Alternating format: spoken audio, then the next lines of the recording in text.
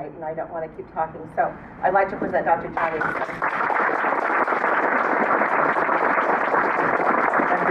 Thanks all for coming out on a hot August evening. I was going to golf this afternoon. I tell Regina when I do speeches out of town, I try and get some golfing in because my daughter's about to graduate from high school.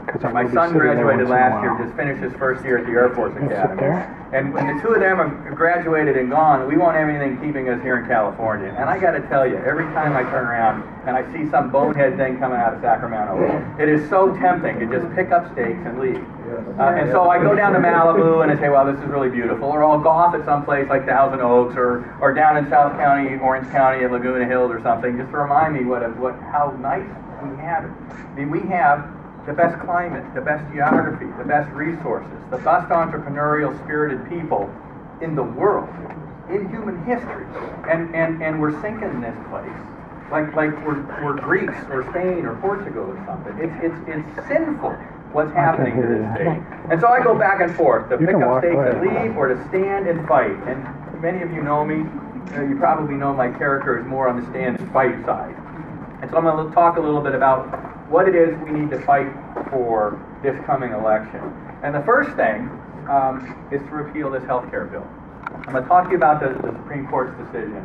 I'm going to talk a little bit about John Roberts. Yes. And then I'm going to talk about our priorities for November. So the health care decision. How many of you heard, listened to, or have read some of the oral argument transcripts back in March? Right? Astounding. Look at that.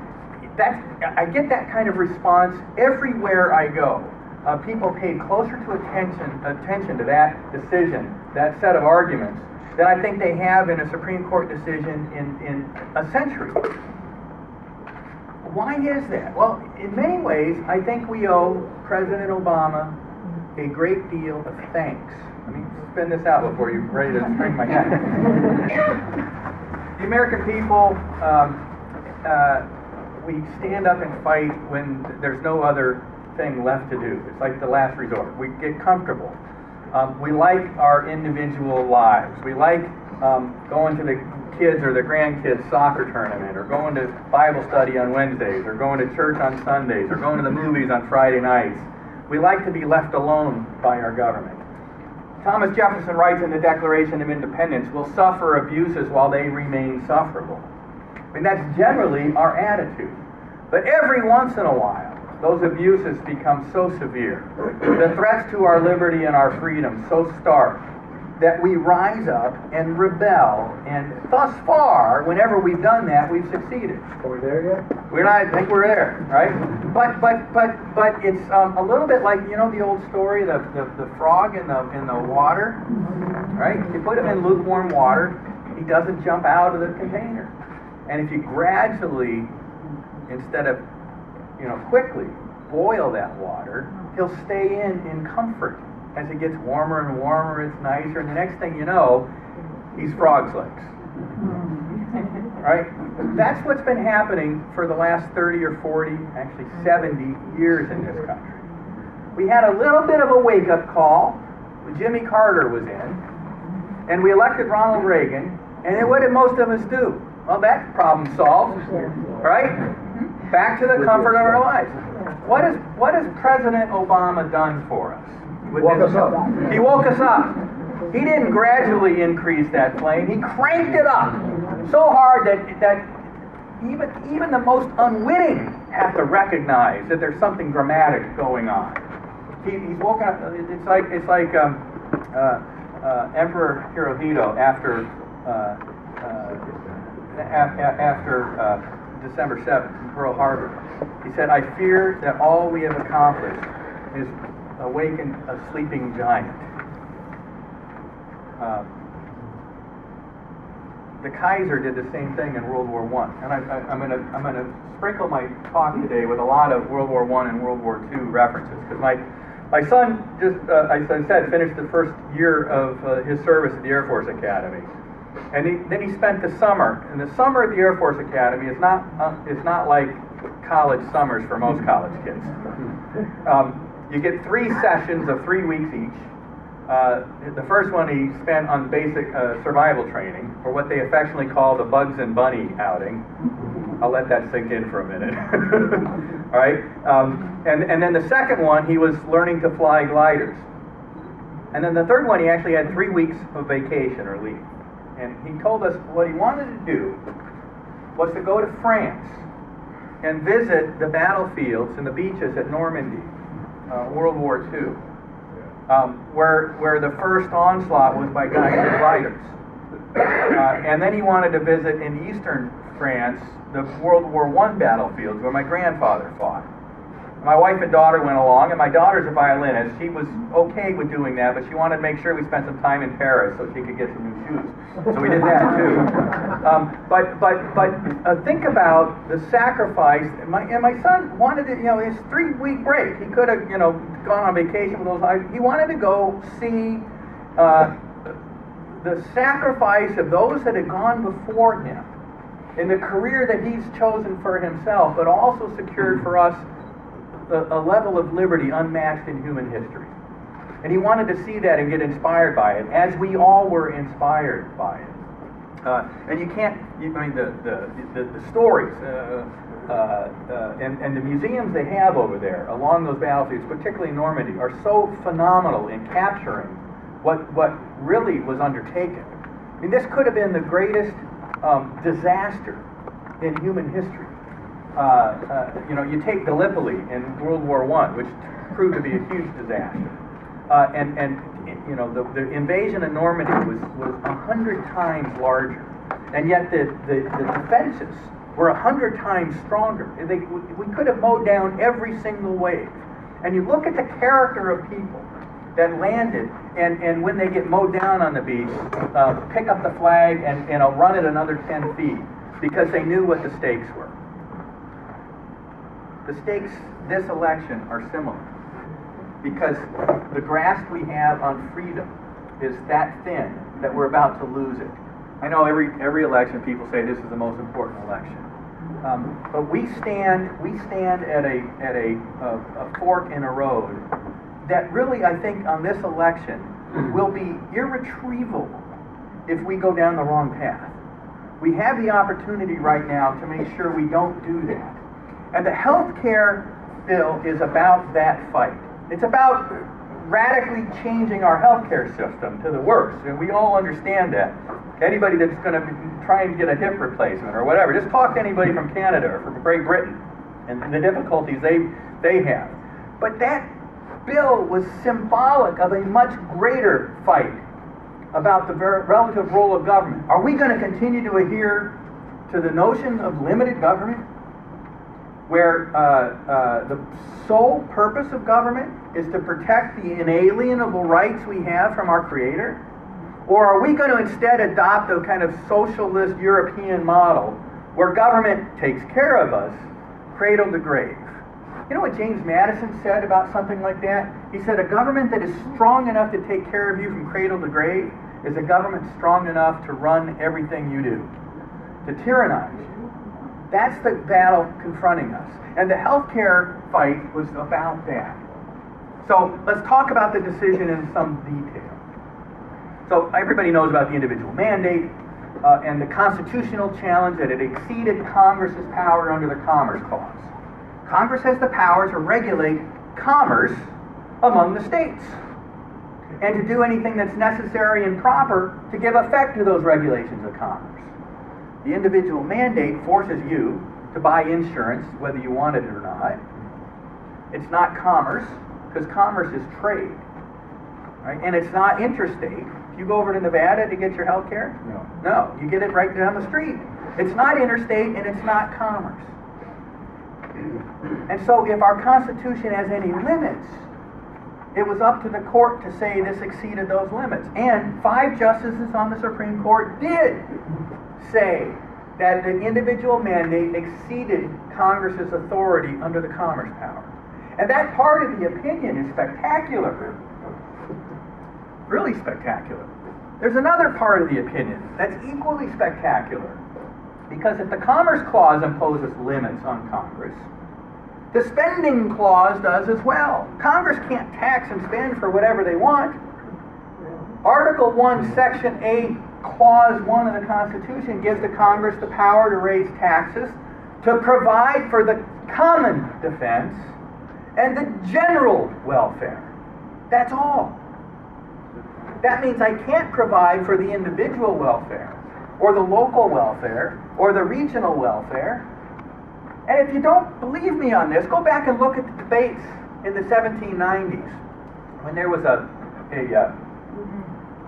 recession in New England, and the cod fisheries were having trouble because of the recession. And so there was a bill proposed in Congress to give a bounty to the cod fisheries.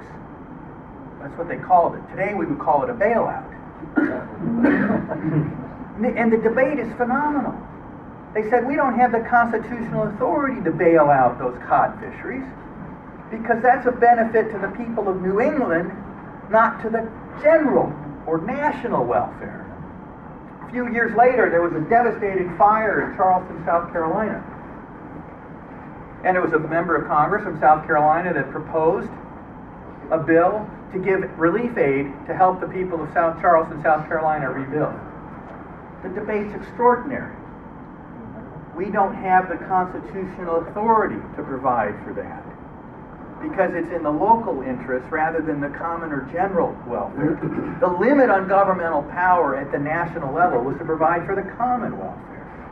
Now, the grand tectonic scheme of things, Congress, using its spending power, imposed on the states a mandate to expand massively Medicaid. And any state that didn't want to go along with the expansion was threatened with the loss, not just of the new funds that were going to be provided, but all of the existing Medicaid funding and all of the existing Medicare funding. The Supreme Court held for the first time ever that exceeded Congress's power under the spending clause, that they were using that prior spending as a threat to coerce the states to adopt some federal policy that the states didn't want to adopt. And if we were to accept that view of what Congress could do with its spending power, we would render the states meaningless rather than separate sovereigns under our system, our federal system of government. And so they struck down that part of the Medicaid bill as well. And that part of the decision is terrific. And then you get Chief Justice Roberts, who decides that striking down the health care bill will make the court front and center of attack in a political campaign. And then in his view, that probably will undermine the legitimacy of the court, and that can't be a good thing. So he manipulates the language of the statute, which says if you don't buy the mandate, we're going to penalize you because you've not complied with the law. A penalty. And he says, well, that penalty could have been passed as if it were a tax, so we'll just treat this as a tax. And we all know that Congress can tax for whatever it wants, and therefore we're going to uphold this thing.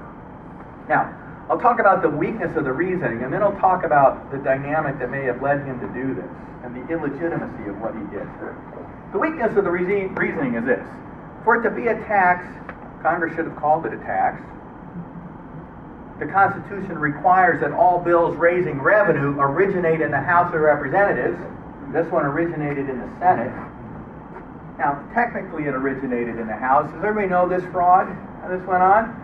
So there was a bill languishing in committee in the Senate with an HR, House of Representatives bill number on it. The bill had originated in the House. It was a bill to provide benefits to the widows of Marines who were killed overseas. The bill was sitting there languishing in committee. They stripped it down to naked. There wasn't anything left of the bill, and then they added the 2,700 pages of the Obamacare bill to that bill, saying that therefore it has an HR number. It originated in the House. And the Constitution says that it has to originate in the House, but the Senate is free to amend it. Well, I don't think the founders, when they wrote that provision in the Constitution, meant amend being stripped down to nothing and then start a bill anew as if it originated in the House when it didn't. We all know it originated in the Senate. Why is that a big deal?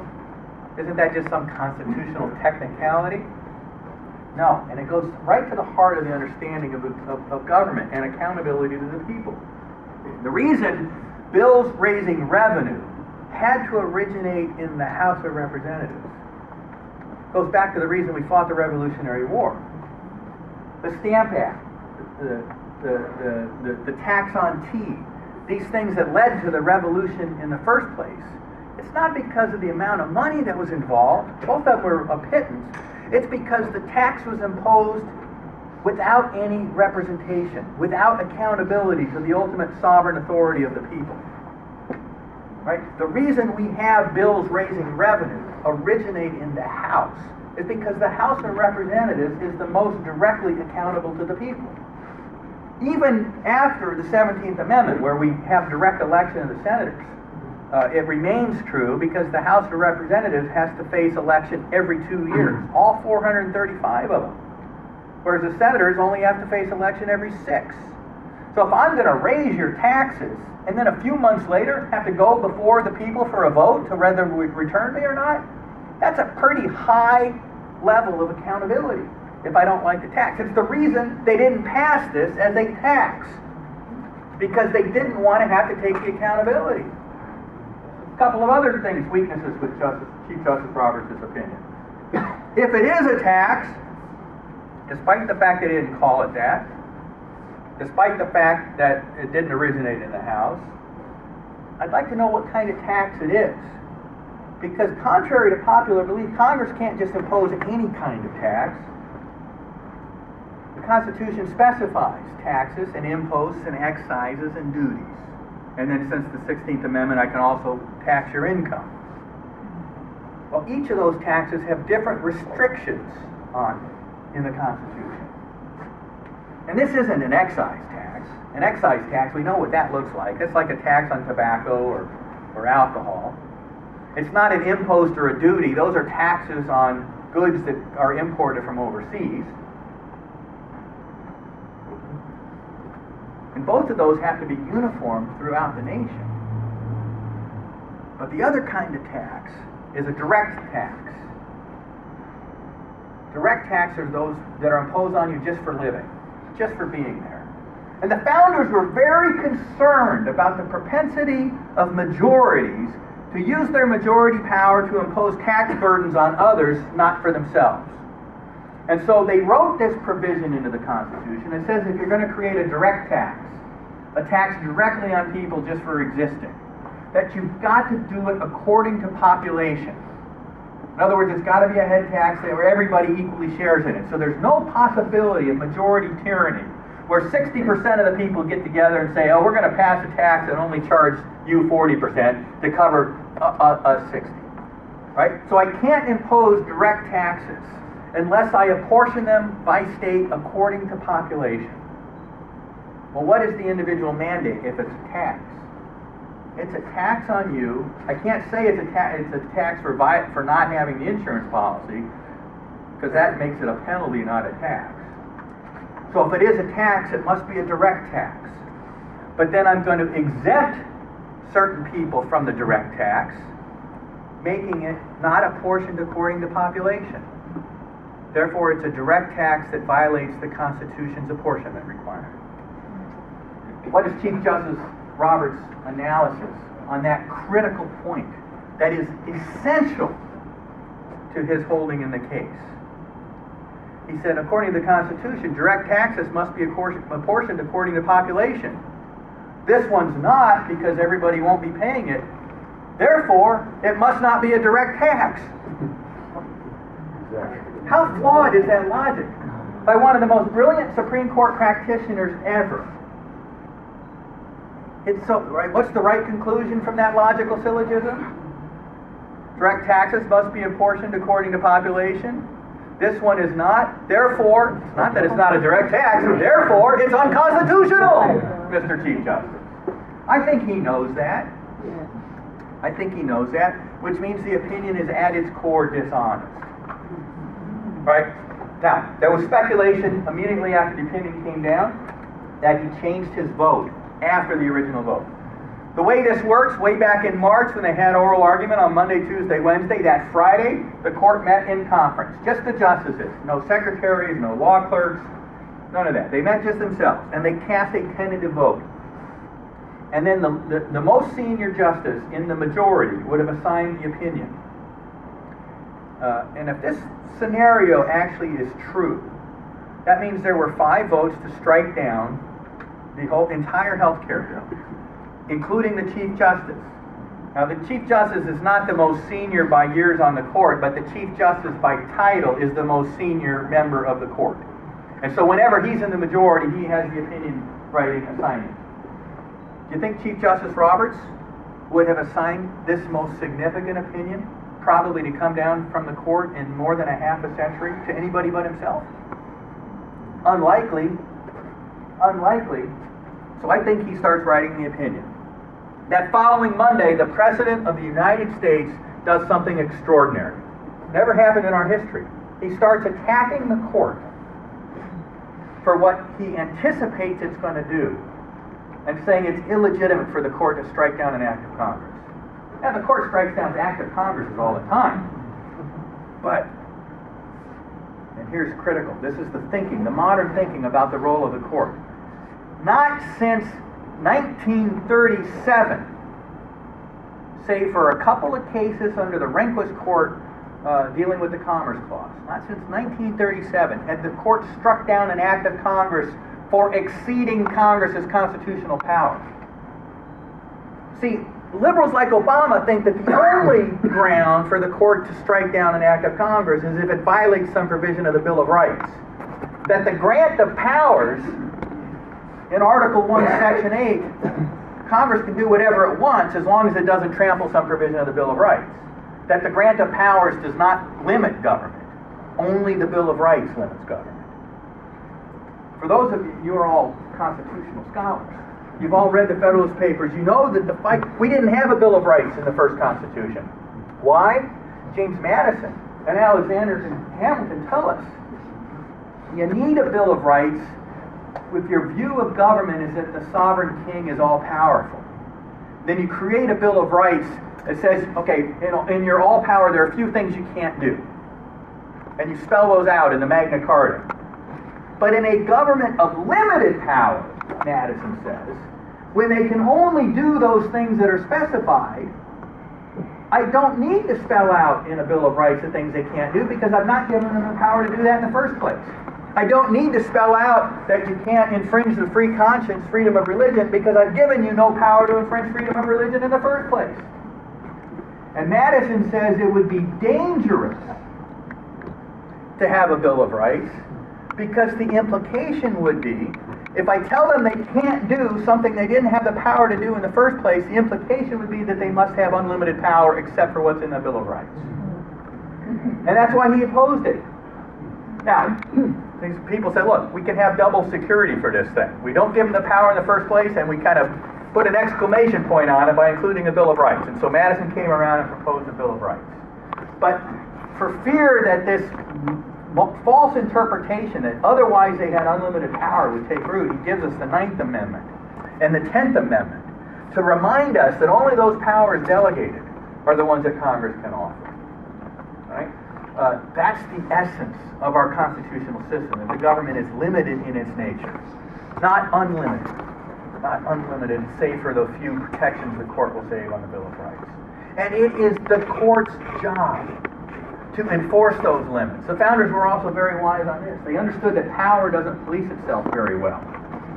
Now, true, I gave you a couple of stories from the 1990s in Congress when the House of Representatives policed itself.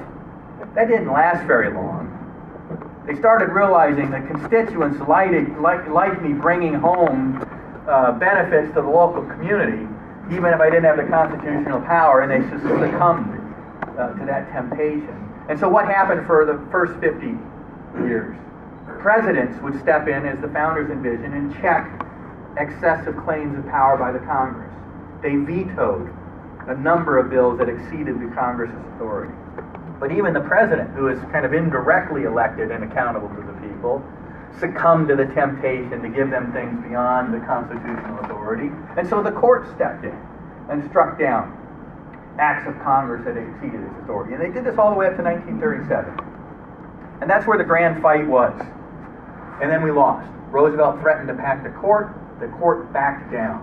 Who was the guy that switched his vote in 1937? to sign on to the Roosevelt extra constitutional authority? It was another justice by the name of Roberts.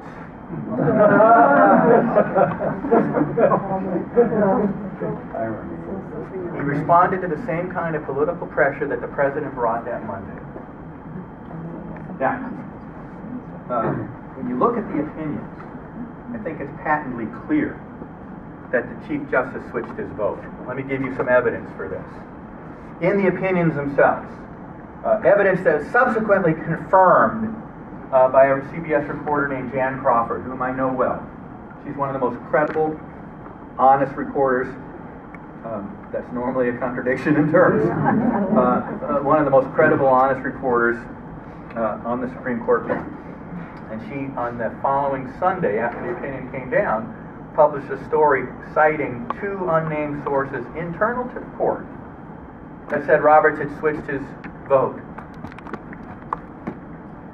I think Jan's absolutely correct, but I came to the same conclusion before she published that story based on the evidence in the opinions, and let me give it to you.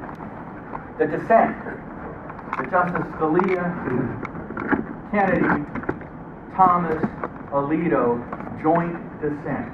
That alone is rather extraordinary. Dissents are almost never jointly written. They're always written by a single justice with other justices joining. This one is written jointly, without any named justice signing as the lead author. That often happens on majority opinions, but it never, ever happens on a dissent. It's almost like they were punctuating the fact that there was something extraordinary that had gone on here. The dissent also reads like a majority opinion. It lays out the procedural history of the case, like a majority opinion would. It uses the phrase "we" throughout, like majority opinions speaking for the court often do. It refers to Justice Ginsburg's concurring opinion throughout as a dissent. It never once refers to the Chief Justice's opinion for the court. Instead, it refers to the government's position. And most critically, when it gets to this issue about the direct tax that I was talking about a moment ago, it says the government's fallback position, not on Commerce Clause, but its fallback position, is that this would be valid as a tax. And of course, the statute isn't written as a tax, so we reject the government's position. We reject, speaking as if it was for the court. And even more, if we did accept the argument that it was a tax, we would have to confront the difficult constitutional question of what kind of tax it is. And if it's a direct tax, is it unconstitutional because it's not apportioned according to population? Happily, given our judgment in the case, we don't have to reach that decision. Well, that's exactly the decision that had to be reached given the holding of the court. Why would the dissent say such a thing? Well, I think they said it when it was a majority. And when the Chief Justice Roberts switched his vote, they said, we're leaving it without changing a word. It's not appropriate for us to explicitly tell the world what you have done. But we're going to give signs. And the first sign is that it's not going to be there. Second bit of evidence, that's a whole bunch of it. I'll call all of that one. Second bit of evidence is Justice Ginsburg's opinion. She's writing a concurring opinion, agreeing with the judgment of the court that she supported. The entirety of her opinion, save for 2 paragraphs at the end, reads as if it is a strong, strident dissent. She's attacking the court for its decision on the Commerce Clause, how devastating bad this is, it's going to destroy life as we know it, on and on and on and on. Oh, by the way, none of that matters because we've upheld this under the taxing power. That's the last thing. Now, what would you normally expect to see in a concurring opinion? An opinion concurring in the judgment that you agree with, praise of all the things they got right, and then a few little minor points where we think they didn't get it quite right. I would take that just to lay the marker for future debate. I wouldn't spend my whole opinion on it because I won. Right? So that suggests that not only did Chief Justice Roberts change his vote, but he changed it relatively late in the game. And I've already talked about the weakness of the reasoning by one of the supposedly smartest Supreme Court appellate advocates ever. He had to know what he was doing was wrong. So there are 3 possible explanations of why he changed his vote. It's not common, but it's not rare or unheard of either for a justice to change his vote after the tentative vote at a conference. It happens. But it happens because you have been persuaded by the force of one of the dissenting opinions that has come out and circulated. You see, I hadn't thought about that issue. Looking more deeply at it after reading your opinion, I'm going to switch my vote. There is not one word in Justice Ginsburg's concurring opinion about the tax issue at all. Certainly nothing so profound as to persuade somebody to change their vote. All right, so that can't be the explanation. Now, if you assign the opinion to himself and he's writing it, he's all written things where sometimes the argument that you first set out upon just doesn't write out. As you start trying to follow the logic of the argument, it doesn't fit. And you then go back and do some more research and realize that you set out on a wrong path, and an honest scholar changes his own view. That's possible. Roberts did that as well, but not with the weakness, non-existent argument from Ginsburg and weak argument from himself. I mean, if he had really persuaded himself that his original view was wrong, I would expect some just slam-dunk persuasive argument coming from his pen, and it's not there. So it can't be he was persuaded on the merits that his original tentative vote was wrong. That leaves us two other options. One, and it was said in one of the newspapers on the East Coast, John Roberts is the most brilliant strategist around. He's playing chess when everybody else is playing checkers. All right, now what's the root of that argument? Well, here's one possible explanation. We got an election coming up in November. There are 3 justices who over the next administration will turn 80. Justice Ruth Bader Ginsburg, Justice Antonin Scalia, and Justice Anthony Kennedy. If Obama's reelected, and Scalia and Kennedy are replaced by people like Elena Kagan and Sonia Sotomayor, we've undermined constitutionalism for a generation, perhaps forever. By upholding Obamacare, as unpopular as it is, and by upholding it as a tax, despite the president's protestations from the very beginning that this was not a tax, I both hang an albatross of an unpopular bill around his neck, and I show him to be a liar because he's imposed the most massive tax increase in human history on us. Do you think more Obama justices would be confirmed by the Senate? Depends on what happens in the Senate. But you know, the Republicans there tend to have. Look, Ginsburg got approved by 90-some votes. You know, right? So there's this strategy. Now, the problem with it is utterly inappropriate for a justice on the Supreme Court to be thinking in such political terms. It's probably tactically pretty bad because his signature bill has now been upheld. What's the storyline out there? The storyline is, see, we told you all along this was constitutional. The Supreme Court has now said it. Is the storyline the president give us the biggest tax increase in human history? No. Now, in our Tea Party group it is. But in the rest of the country, is that the way the New York Times is playing it? No. All right? So it wasn't very tactically smart. If this was the smartest, chess grandmaster going. What's the other possible explanation? That he did succumb to the pressure. And there's a good side and a bad side to that. The bad side is that he was pressured to change his vote, and he did it because he didn't want to be an outcast on the pages of the New York Times. He didn't want to be disinvited to the cocktail parties in Georgetown. Or the good side of it, that he was legitimately concerned about the court becoming front and center an issue in the campaign. You can imagine the Jesse Jackson type of a rant. First it was Bush versus Gore, then it was Citizens United, and now it's Obamacare. This court is nothing but political. You can see this becoming part of the issue and undermining both the legitimacy of the court and the notion of the rule of law. And as the Chief Justice, he was uniquely obligated to try and protect the integrity of the court. And to avoid the withering level of attack that would be brought on the court over the next 3 months, he found a way to uphold the statute, consigning it to the political process. Now, I think there are a couple of problems wrong with that theory too. One, if that's what happened, if he deliberately did not do his job as a justice, firmly believing that this act was unconstitutional, and then upheld it anyway, what the hell do we have a court for?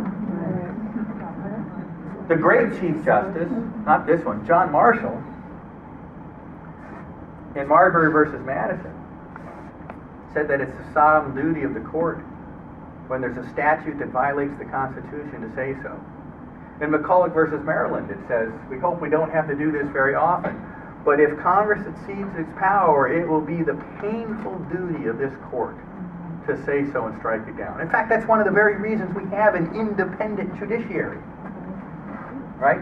So if he did succumb to this pressure, as I said on the O'Reilly Factor that Friday evening, and then Rush picked it up on the following Monday, and boy, you talk about Twitter thing going crazy. If that is what happened, then he should resign. Because he has not the judicial fortitude necessary for the office. We give our judges life tenure in order to withstand such political pressure, not to succumb to it. And yet he seems to have done so. Right? And quite frankly, I think undermine the legitimacy of the court process. And people say, well, those other parts of the decision, my friends in Washington trying to find silver linings in the opinion, that bit about the Commerce Clause, that they've exceeded their powers under the Commerce Clause. That's some of the best Commerce Clause language we've ever seen come out of the Supreme Court. That part about the Spending Clause, that's some of the best. Eastman, you've been pushing the Spending Clause issue for 2 decades. You finally won! Hogwash. You don't lay down markers like that in a case that you give away in order to create the groundwork for a future case. That's like burning down the main house in order to save the barn. Right? And the liberals, if they get a 5th vote, they're not going to pay any attention to that great language on the Spending Clause or the Commerce Clause. They'll just say, well, that was that Neanderthal court, and thank God we've finally grown out of that. And they'll ignore it, as they always do.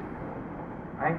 So strategy, tactics, principle, constitutional, none of it is furthered by that opinion. All right, now, what do? He tells us what we should do. He tells us the only answer is a political process. Now, the liberals have been fighting for years to say that there's no constitutional check on Congress other than what happens through the political process. Political process federalism, it's called. That the court shouldn't enforce the limits on the federal government, the states or the people can do that through the political process. Well, that means that we don't live under a constitution anymore. We live under a parliamentary system, where whoever we elect can do whatever they want, as long as we had the right to elect. Our Constitution has been so successful because it itself limited the power of government. It constrained temporary foolish majorities from acting to the long-term harm of the country because of temporary possible gains. It was a protection for ourselves as well as for our government, from our government. All of that's gone, by the way. But it is the only option we have at the moment.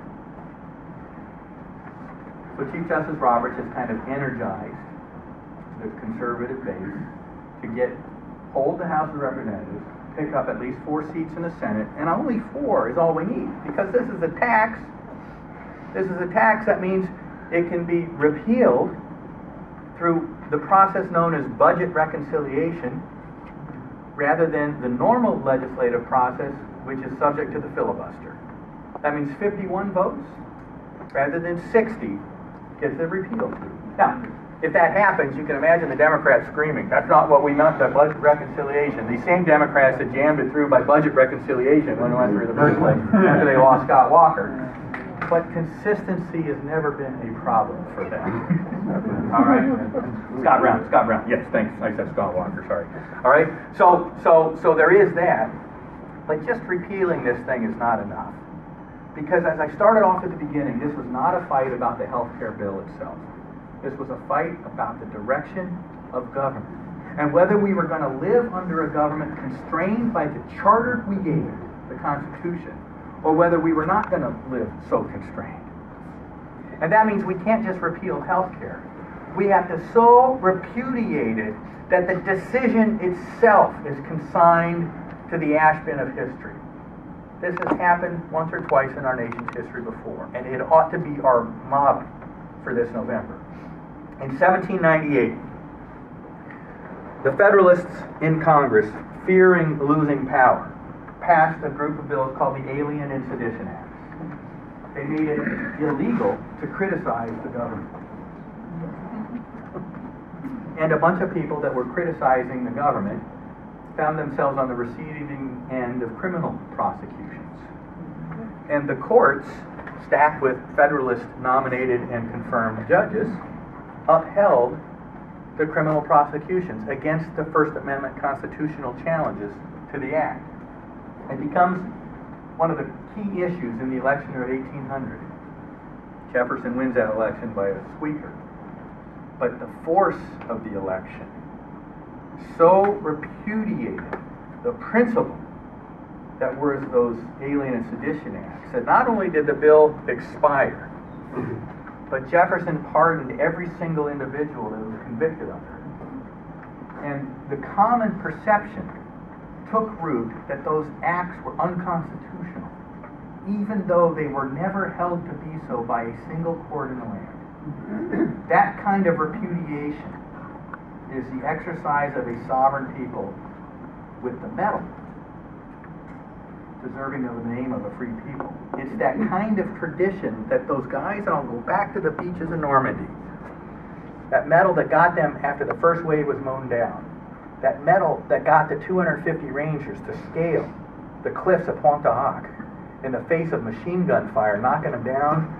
They, the first they shot down, the next one would pick up the cape, and they kept going until they got over that crest, and they took out those guns because freedom was on the line. That's what's at stake in this November. And the question for us is, do we have that medal? Do we have that spirit still, that American spirit that gave us the greatest nation human history has ever seen?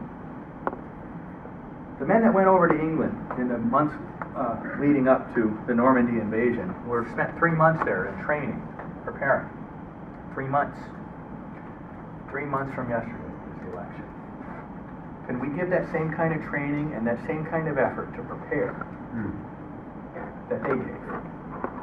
They then sat for 72 hours on ships as they left the different parts of England.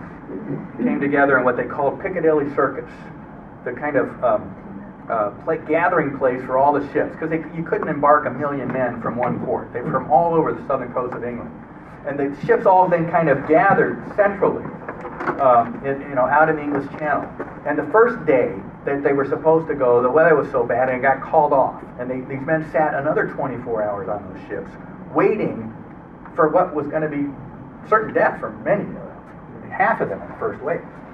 And they did that. And so 72 hours from the time they disembarked from those training bases to that day and a half sitting in that Piccadilly Circus, is what it was called out in the English Channel, to when they finally launched the invasion. 72 hours from that Saturday before the election to Election Day. 3 months from now till Election Day, and then 72 hours from then. And then Tuesday, make it our longest day. Make it our longest day for liberty and for freedom. Because those are the stakes in that election. It's much more than health care. It's about the direction of government and the accountability of our government to a sovereign people who alone give authority to that government. If we breach that trust, we won't be deserving of the inheritance we bequeathed from our parents, our grandparents, and our founders. We will give to our kids something much worse than we inherited. Let's not let that happen. Thank you.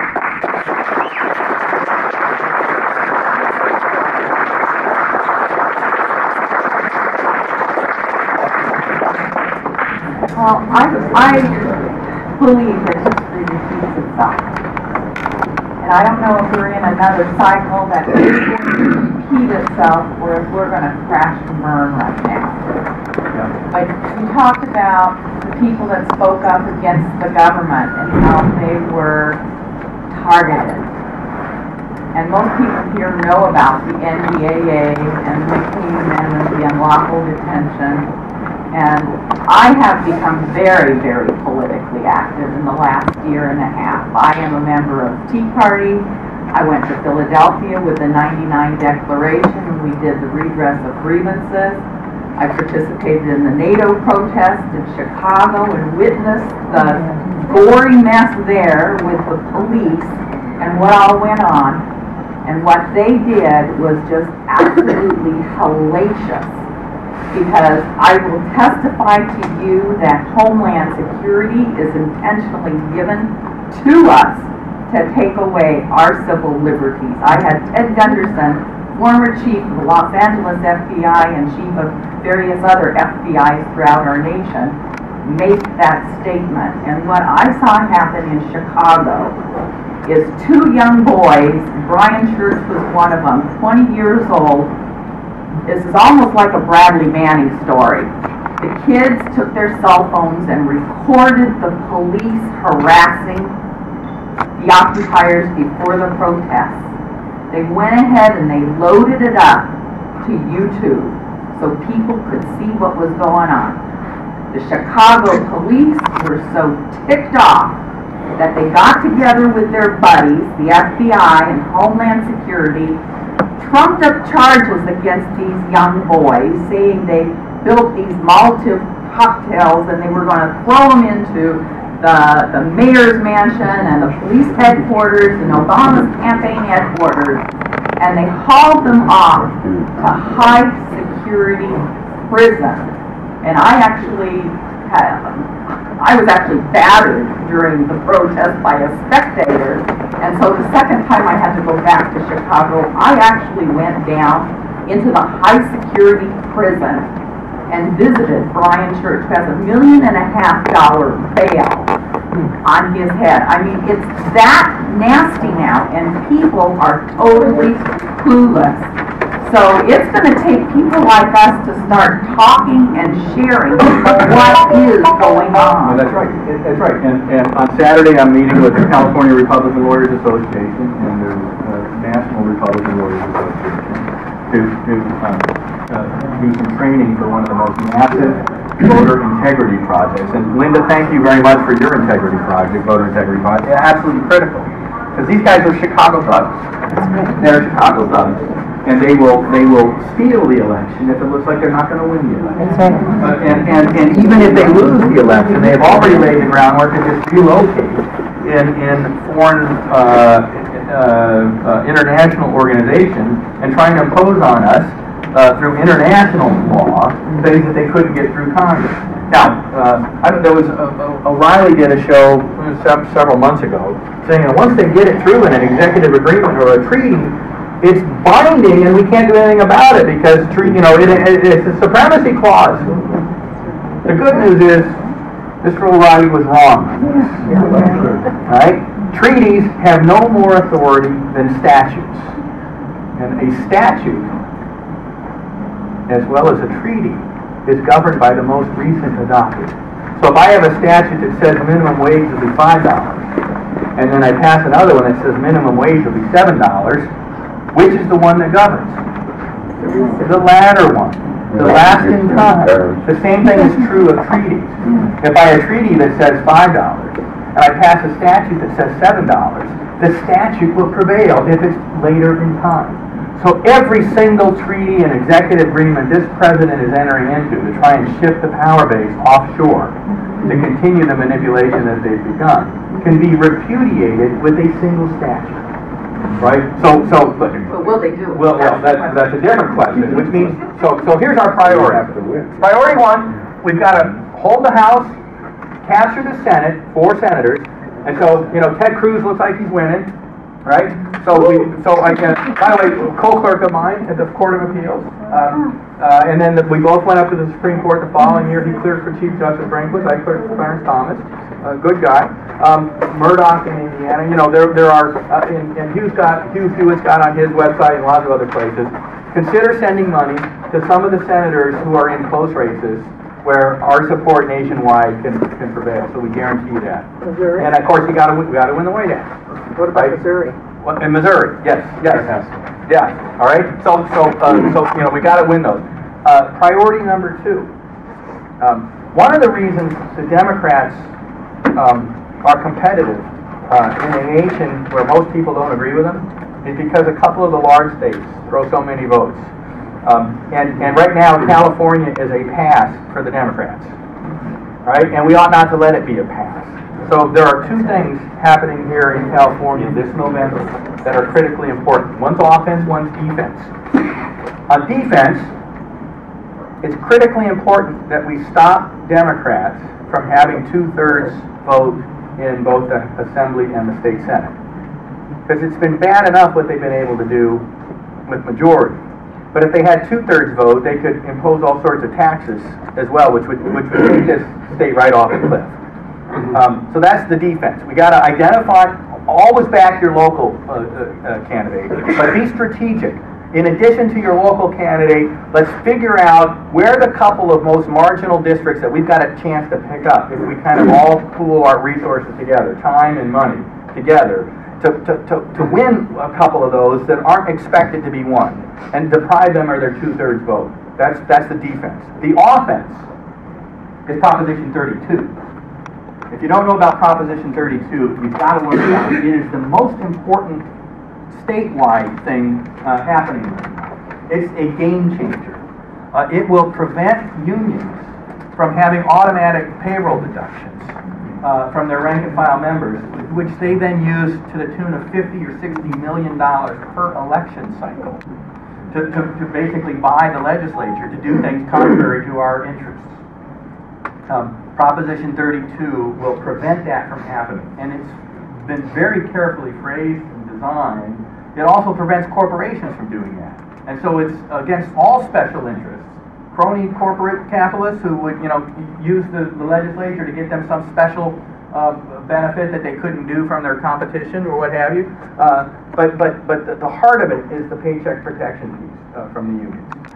If we win that, and you remove some of the grotesque union power that it is out of all proportion to what they're actually able to persuade people to support, then all of a sudden California is competitive. You go into the 2014 elections here, we may win one of the statewide races. I don't know, maybe the Attorney General race.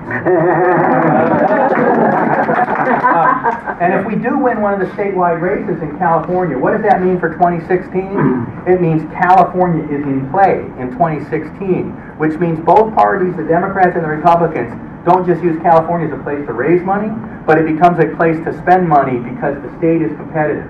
And if we make California competitive, think of all that money that's going into Pennsylvania and Ohio by Democrat unions right now that would have to be spent here in California, right? That's a game changer. So the White House, stop them from getting 2/3 vote in the State House, and win Proposition 32. Those are our three priorities in November. Two questions. What the heck? Every time like Prop 32 is the first wins, so there's a vote of a friendly judge. Yep. Number one. Number two, how do you keep your sanity when you're in discussion with Irwin? With Irwin, yeah. I rarely show up in studio at the same time he's there. We do those phone calls by remote, because otherwise I want to ring his. I'm sorry.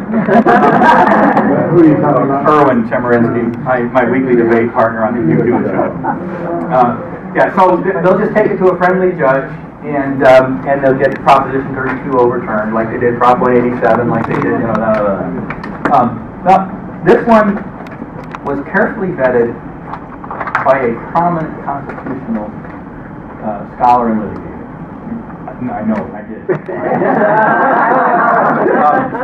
Every piece of it has already been upheld in different states that have tried this by the Supreme Court of the United States. So yes, it's highly possible that a trial court judge will strike it down, but the Court of Appeals and the Supreme Court on such a significant issue, the Supreme Court has already spoken on this, and we're very comfortable with the constitutionality of it. That's the best you can do, and I think at the end of the day, we win that fight, even if they grab somebody in the process who strikes it down in the short term. Do you see a parallel between the Alien and Sedition Act and the NDAA stripping of our right to habeas corpus, etc.? And if so, comment on why no one of leadership level in the Republican Party fought it. Yeah, you know, so explain the NDAA a little bit for... Well, it gives the president rights under proclamation, what is it? Yeah, executive order. Executive order to incarcerate and hold anybody as a suspected terrorist without charges, without right to attorney, without secretly in a federal prison. Napolitano says it hasn't happened since the Civil War. It certainly has. We did it to the Germans. We did it to the Italians. We did it to the Indians. We did it to the Japanese. But you know, I'm so disheartened with our Republican leadership. No one stood up except a select few constitutionalists to say what was going on. Let me. This is not new. One of the things that's been put out there was that this was something that new just came down. There were some amendments to it, but the amendments were technical updates. This has been in place for over 70 years. All right, so the problem long precedes Boehner and the others in Congress.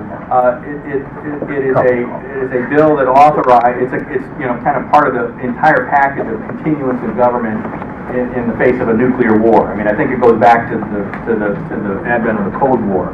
This statute. When they were updating it with those technical amendments, could they have taken a stand against it? You know, probably. But it's not the case that this was something new that the Obama administration jammed through and our guys, you know, played patsy on. They were simply reenacting something that's been on the books for a very long time and then updated with a couple of relatively minor things. That nevertheless, there's the problems you identify are important ones.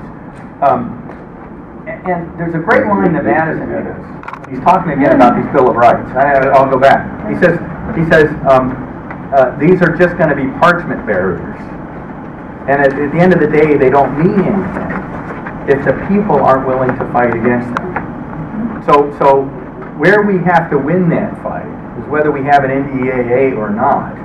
On the ability of the American people, if they start exercising power that's authorized there, not in national security appropriate ways, but in abusive ways, to stand up and scream and to do something about it. And it's the character of the people that will prevent that from being abused. Is what Madison thought. And I tend to agree with it. If we end up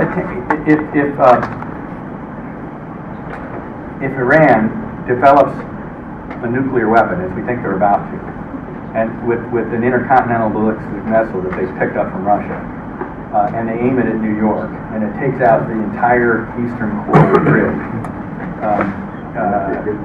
Yeah, well, that may be a good thing. It takes out San Francisco, right? You've got to have something to basic support law and order, and that was what the thing was designed for.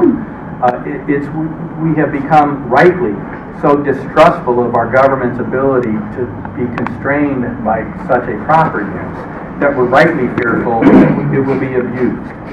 And that will be true as long as we have government that is not accountable to the people. So what we need to do, and this goes back to the fight I was talking about on health care. At the end of the day, this was not a fight about health care. This was a fight about whether we are the ultimate sovereigns in this nation, or whether we're being ruled by some elite political ruling class. And if we beat that back in this election, I think we do severe damage to the prospect that NDAA will be used in an abusive way. I mean, that's, I think, the best we can do right now for it. Yeah. Your view on the ability of states and groups of individuals to nullify unconstitutional laws via the 10th Amendment? Yeah. Look, I'm not a fan of the nullification theory. That was John C. Calhoun's. The theory is that the states get to determine for themselves when Congress has exceeded its authority. And I don't think that's right. The states are not, this is not a compact of sovereign states like the Articles of Convention was. We created a national government with a supremacy clause. And that means you have to have a Supreme Court that ultimately has the final say. You can't have New York saying, well, that's unconstitutional, and California saying, no, we think it's constitutional. That would not work. Right? But that means we've got to win the fight with the Supreme Court. We've got to get the court to start reinforcing Because what we're talking about with nullification is ultimately revolution, not a valid exercise of authority under the You Tenth think we should have Amendment. revolutionaries? Well, we're getting close. Yeah, you know, I think we're getting close. Don't you think the 10th Amendment would be less violent? Well, the 10th Amendment, though, says all powers not delegated are reserved. And the issue then is who gets to decide whether the powers have been delegated, right? And when we lose those fights, we've really lost the notion of limited government. So right now, that's where I'm fighting, is to try and get the courts to start restoring the notion of limited government. Yeah. Yeah, concern I have is, even if Obamacare is up for repeal, the Supreme Court ruling still stands. Yep. And that sets a precedent for unruly government like Congress like we have now, Yep. to do whatever they want to do and say, if you don't like it, we're going to tax you. It could be an obesity tax or a mileage tax, whatever they want, without any consideration of being fair among the states, as Article 1, Section 8 says. Yeah. No, I agree with you, and that's why I think the rhetoric over the election needs to be not just repeal, but to repudiate. The decisions in 1798 upholding the Alien and Sedition Acts were never overruled. Those are technically still on the books as good law. And yet nobody thinks they're good law today because those acts were so repudiated by the people that nobody in their right mind thought they would come back with it. That's what we need to do. And it's got to be, it's ultimately, one thing about Roberts' opinion that is right, is that ultimately, when we exercise the sovereign authority, that is dispositive. And if we do it in such a clear way, that not just that we get the minor votes to repeal Obamacare, but that it's grounded in terms that this thing was unlawful. It's not that we don't like it, that we think it's bad policy, but it was unconstitutional. And we repudiate it in so clear and stark terms that the message we send is unmistakable. Will they come back 50 years from now and try it again, or 30 years? Perhaps. But we will have sent a message that if you pull this crap again, another example in our history where this went on. I talked about the General Welfare Clause, and that meant that Congress didn't have the authority to pay for local projects, only national or common interest projects. James Monroe, right at the end of administration, tacked on a little local funding project to a big federal appropriation bill, and kind of created the window of opportunity. John Quincy Adams comes in, and he said, well, Monroe already set the precedent. I can spend for these local projects, because Monroe said we could. And Adams in the Congress for 4 years spent like a bunch of drunken sailors. And what happened? 4 years later, Henry Jackson came in, and the issue in that campaign was this unconstitutional spending. And they so strongly repudiated the unconstitutional actions that had been going on for 4 years that Congress didn't try it again for 20. Right? That's the kind of exercise of sovereign authority by the people I'm talking about. That's the message we want to send. But the Supreme Court has to have a hearing on it again, right? And overrule it. Yeah. No. Override it. Yeah, and they're not going to. They're not going to. So what's our option? Look, I'm with you. I wish Roberts had never done what he did. I want to wring his neck the next time. Can I say that?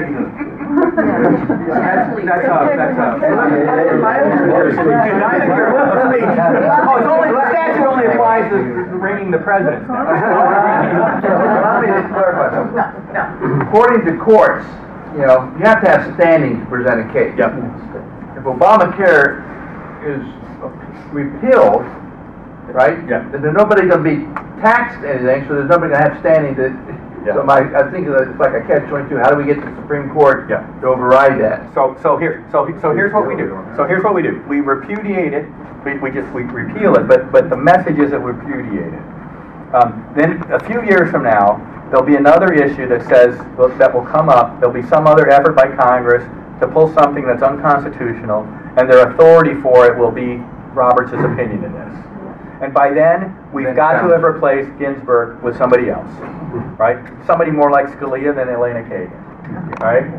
Somebody more like Clarence Thomas than Sonia Sotomayor, right? And what they do is then they say, we recognize that the court in 2012 upheld this. We find that reasoning to be fundamentally flawed, and we hereby repudiate it. just as the people at the following election repudiated it. That's what I'm talking about, and what has to occur. And it won't occur with a new challenge to this one, because it's... Congress doesn't have the power to overrule a bogus decision by the Supreme Court. I mean, if there was a unanimous thing by Congress. They don't. So the checks and balances. Well, the check that the founders put in, there were two of them. The first one is on the front end, the appointment of the next round of judges. The second one that the founders envisioned was on the back end, impeachment for violating your oath of office, which was to uphold the Constitution. I actually believe what Roberts did here would have been viewed by the founders as an impeachable offense. But ever since 1804, when the Jeffersonians tried to impeach Samuel Chase for political reasons, we've swung the pendulum back that the only reason you can impeach a judge is if he commits some crime rather than abuse of office. And impeachment is not a realistic proposition. So these other things I've laid out are, I think, the realistic propositions of ways to proceed in the world, kind of the way we're confronted with it. Yeah. Back to George's question about nullification and the 10th Amendment. What about the Real ID Act? That was mandatory for all states to do it. The 25 states repudiated. They said, we're not going to do it. And the federal government has not pursued it.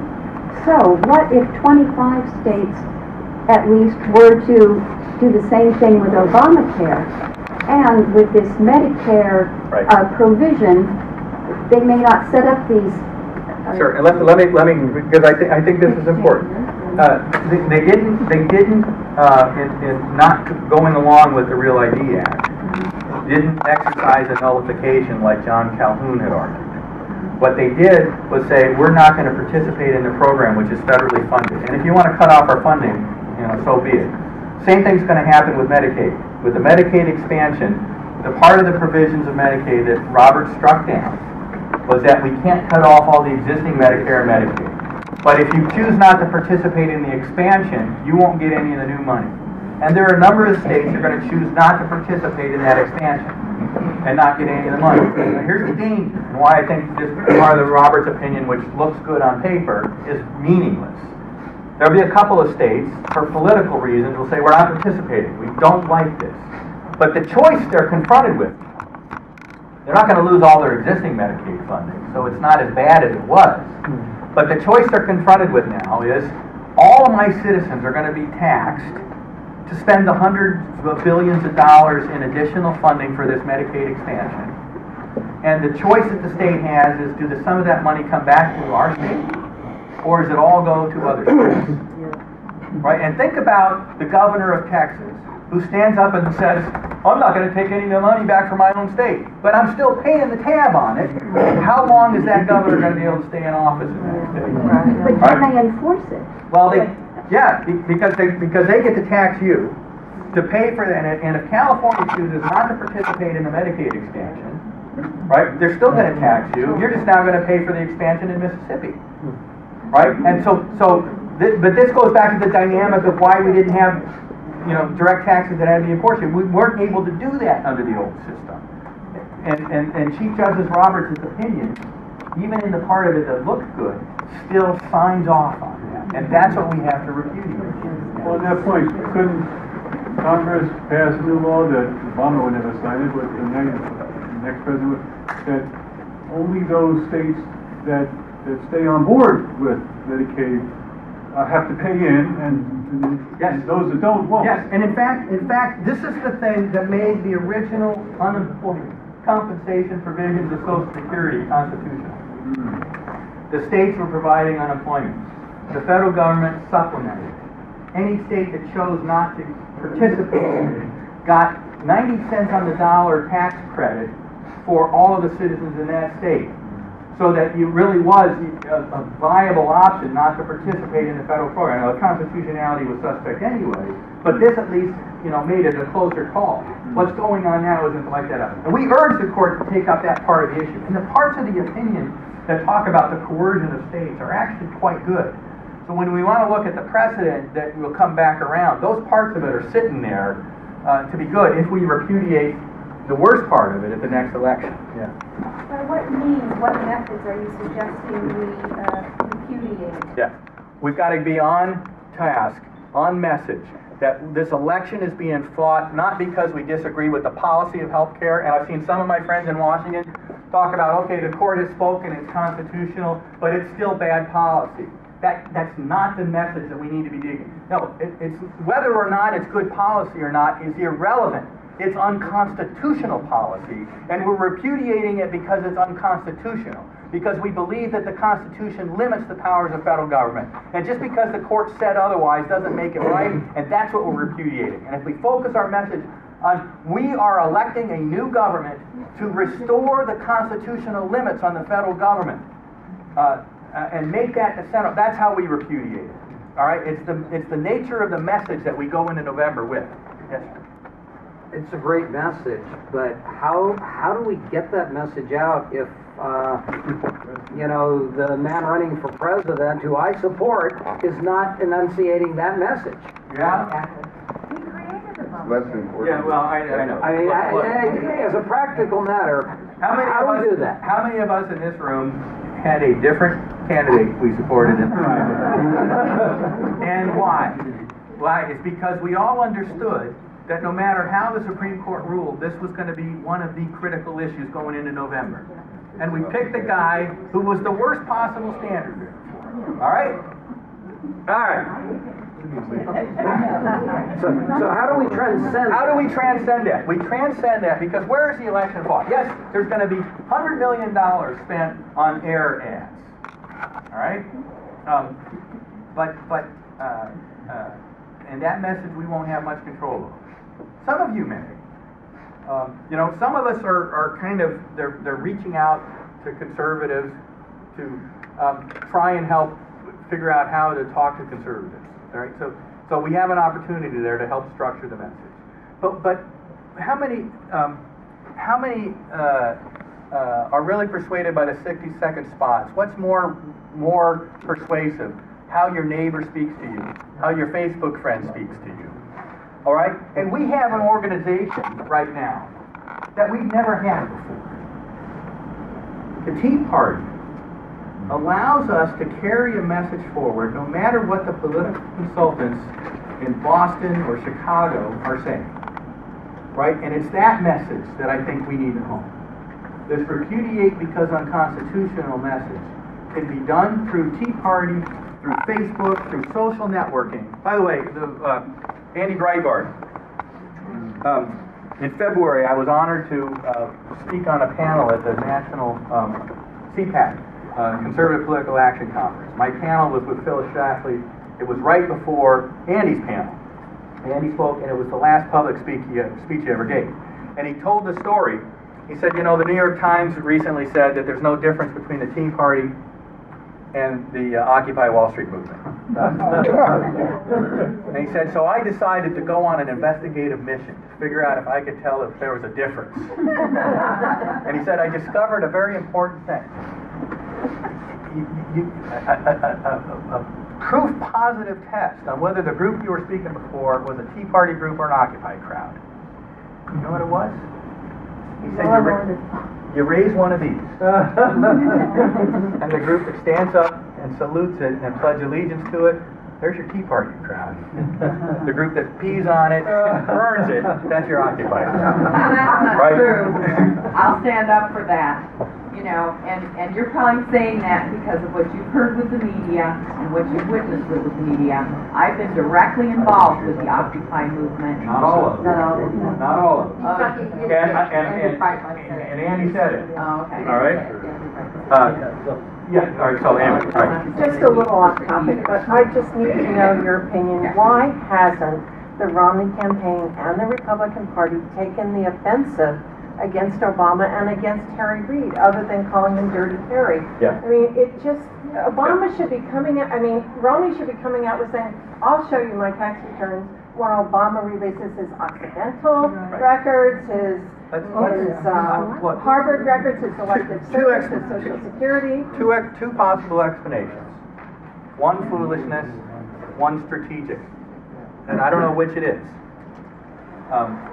The foolish would be, we don't want to take on those issues because it'll distract from the message about jobs and the economy, and by these idiots that run these campaigns and think that the only message you have to take are those that are going to pick the people in the middle who don't ever think about politics but show up to vote.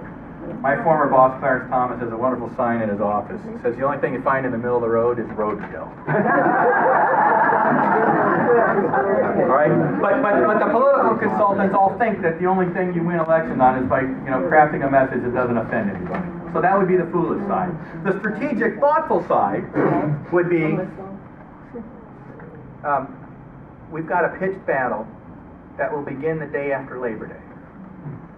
We all pay attention to this stuff in the middle of August, but we are a rare slice of society. There's a lot more people tonight watching the finals and the beach volleyball, which I'm going to go home and catch them, than there are paying any attention to the political campaign. Right? So strategically, if I want to take that message out, when do I want to do it? I want to do it at the timing of maximum effect. When is that going to be? In the doldrums of August? Or October, or at least after Labor Day. All right? So after Labor Day, if they're not doing it, then I think we should be very concerned. But right now, I'm a little less concerned.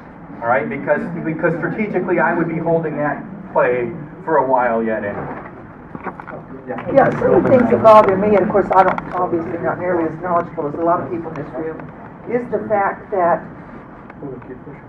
I'm not comfortable with Frost because he doesn't seem as forceful as I would like to see. Yeah. I'm more of the hammer and hatchet type myself. Yeah. But it seems to me, I worry that is he going to have the fortitude, or as my brother says, grow a pair, to weather through the storm of the attacks. And when is he going to, I really wanted to just stand up and say, are you people crazy? Yeah. I want to run a country into jobs and prosperity, and you're trying to tear it. Now, next question from the next reporter. Right. And just shine those people on. I think that's right. So let me go to the question of whether Romney has the fortitude to take this fight to the guy. How many of you were supporters of Gingrich in the primary? How many of Santorum? What kind of attacks did Romney launch against those two when it looked like he was going to lose? Right? The one thing, they were vicious. Right? So the guy has the fortitude. The question is, will he exhibit it against this guy, or will he buy into we can't touch this guy because he's the first African-American president? He's not an African-American. Well, he's only attacked conservatives so far. But one thing wait. He's not an African-American. He's not an I know. He's a black African who's represented. I know. But it's a huge difference. No, I know. But how is it being portrayed, right? And so, but look, one thing we know about this guy, he spent the last 10 years of his life seeking this office.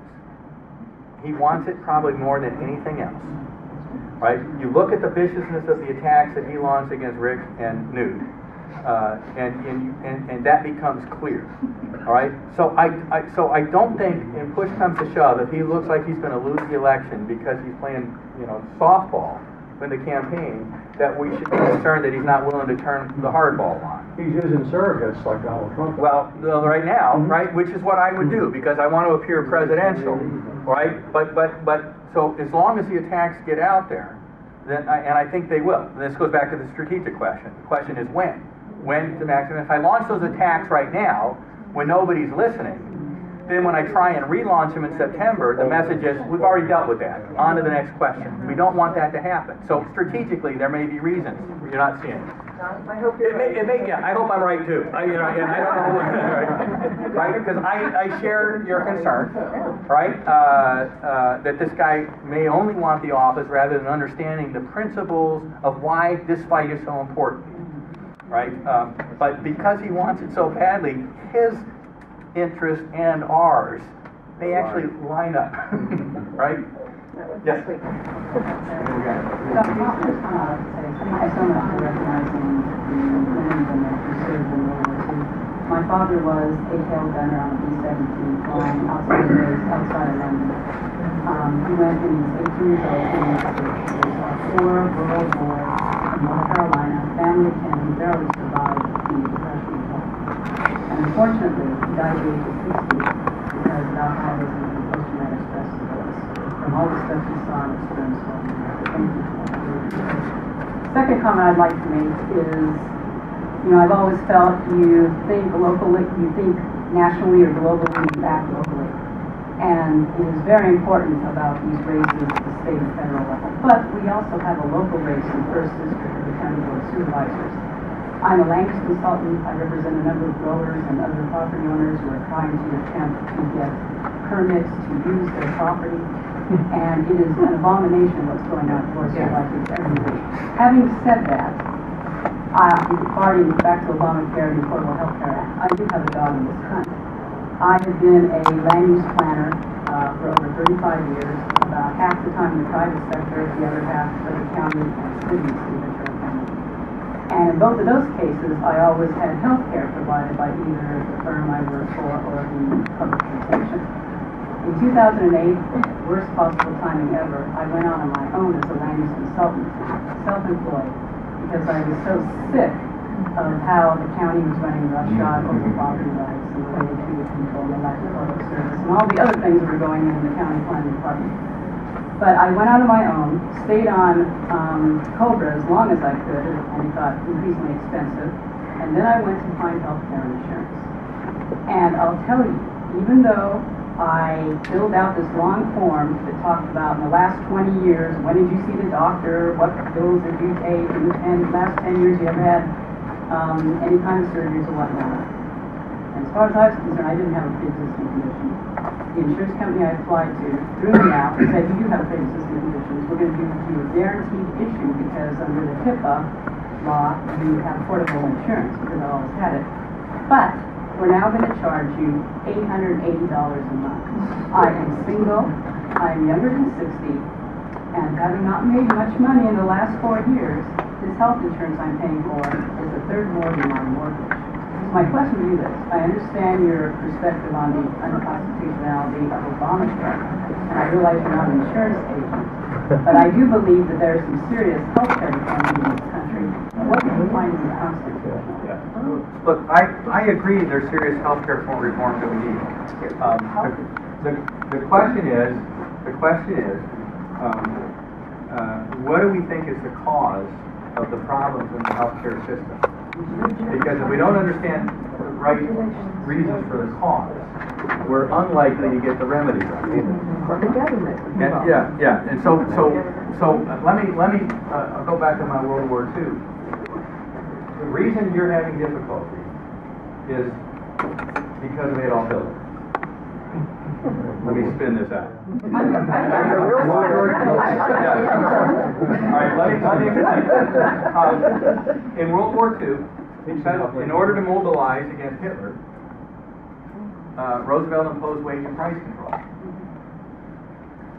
What does the free market do in the face of wage and price control? Artificial constraint on the price of labor. What does it do? It tries to find out other ways to compensate. What was the way we started to find other ways to compensate? For the first time, we started offering health insurance through your employer. Right? That creates a third-party pay system that creates all sorts of perverse incentives for the free market to operate properly. Right? And with third-party pay, I use more health care than I would if I was paying directly. The accountability stuff goes out the window. And so if that's the root of the problem, then the last thing you want is more government control because it exacerbates the thing that gave us the problem in the first place. Right, now, so what that means is we ought to be looking at a couple of other solutions. We ought to be looking at things that create competition. So one of the bills proposed is to allow for the sale of insurance policies across state lines. Right? Insurance companies, guess what? They don't make any money if they don't write policies. Right? And so government regulations and the pay structures that, because this thing has been so taken over by government, forces them not to write policies that they would love to find a way to write because the government is limiting their profit margins. If we create competition across state lines, we start undercutting that, just like school vouchers started creating competition in schools that increased the thing. So again, it's important for us to figure out what the cause was that gets you in the problem you're in, so that the remedy we pick doesn't exacerbate the problem. Right now, There are huge transition problems when you move from a system that has largely become socialistic to one that is rooted back again in the free market. And any sensible reform will contain a pretty significant period of transition to handle exactly the kind of circumstance you're in. Because what you're suffering from is a problem of the perversity of the system that was created over 70 years. And that's not going to change overnight. Right? So there will be some temporary things put in to cover pre-existing conditions so that you don't deal with that. But it's got to be done with an eye toward reaching the free market solution rather than exacerbating the problem that got us in the mess. And some of the bills in Congress that are being proposed by Paul Ryan and others actually understand that basic, some of that basic set of propositions. We just haven't had enough votes to get it through. Yeah. One of the things that really bothers me is watching the president with his executive orders butchering the Constitution, whether it's not enforcing immigration, whether it's making easier requirements for African Americans who want to be police or firemen, or lower standards for black kids in schools. Yep. All of this is absolutely unconstitutional, and nobody says a word about it. Well, and I'll go back, because I'm a history constitutional guy, I'll go back to James Monroe and John Quincy Adams. Monroe created a precedent in a minor way that then the next president used to great abuse. George Bush created this precedent. Think about where it was. We had TARP, right? The relief for financial assets. We can have a whole other discussion about the constitutionality of that, but it was limited to financial assets. Bush realized GM and Chrysler were having trouble, and I wanted to use some of the TARP money to help bail out GM and Chrysler. The statute didn't authorize that. So President Bush proposed a bill that got introduced in the House of Representatives to amend the TARP statute to allow for the bailout of non-financial assets, the GM and Chrysler bailout. That bill failed in the House of Representatives. President Bush then turned around and did it by executive order.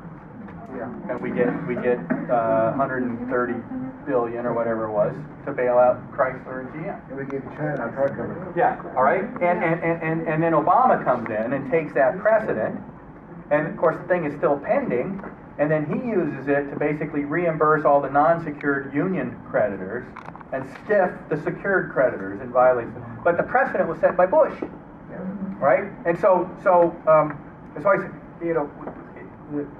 the message has to be restoring the constitutionality, and it has to be restoring it by whoever would be a threat to it, whether it's George Bush or Barack Obama or John Roberts, right? It has to be that we understand what the Constitution was written pretty simply.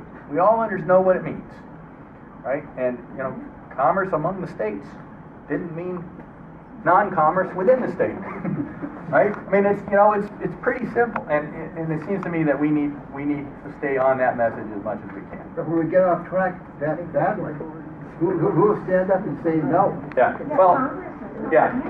The new group of people that were elected in 2010, joined by the folks that will be elected in 2012, I think are a powerful force to start that process. I think we need to wind down. Right? I got to get back to my daughter and hear how she went with it. She's an intern with Hugh Hewitt now. It's the Olympics, we know. It's the Olympics. JohnEastman has to drive to Long Beach. But thanks. Going into overtime. Let me close with this. We were involved in the healthcare litigation, as many groups were. I have a nonprofit public interest law firm. We were involved in the healthcare litigation on the Commerce Clause issue, as a lot of groups were. We were also the leading amicus brief on the Spending Clause issue, as very few other groups were. We were involved in the Arizona litigation. We were involved in the California union dues case. We're right now involved in the Prop 8 litigation, the affirmative action case out of Texas. What's the name of that? The Center for Constitutional Jurisprudence, that's sponsored by the Claremont Institute. If any of you want to help us with those litigation efforts, it's a nonprofit, fully tax deductible. I've got copies of my books that I'll autograph for anybody that wants to become donors of $50 or more to that litigation effort. We've got a lot of lawsuits to to fight for constitutional principles. This book is a history of the conservative public interest law movement. That's the group when Hillary talked about the vast right-wing conspiracy, I think she was talking about our meetings. Ed Meese and Mark Levin, among others, are co-authors of this book with me. If you want to have a copy of the book and support our litigation efforts, I'd be much obliged. Thank you so much for your attention. Thank